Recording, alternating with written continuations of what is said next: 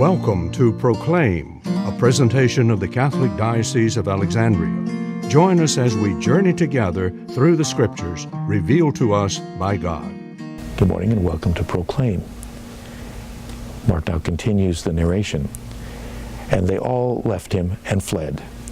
Again, the disciples that were so bold in saying they would stick with him forever, including Peter, are very quickly nowhere to be found.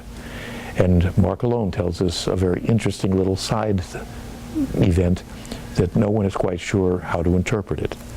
It says, now a young man followed him wearing nothing but a linen cloth over about his body. They seized him, but he left the cloth behind and ran off naked. One of those little anecdotal stories that has been a puzzle ever since it first was written.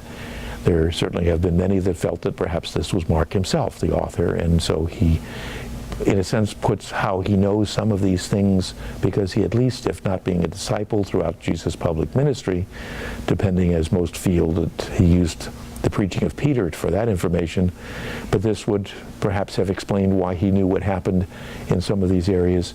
But it's by no means universally held, and we're simply left with the question mark of why would Mark have included this? Who was this young man, and why was he out there in the midst of the night dressed as he was? Probably something that only in heaven will we find the answer to that. But it does remind us that these authors who gave us the Gospels oftentimes give us things that, for them at least, must have been significant, even if they haven't always chosen to tell us why they're significant, or why they chose to include them, or why they chose to place them in the location that they did. But nevertheless, the scene is set. Jesus is now in custody. This program was brought to you by Christus Cabrini Hospital.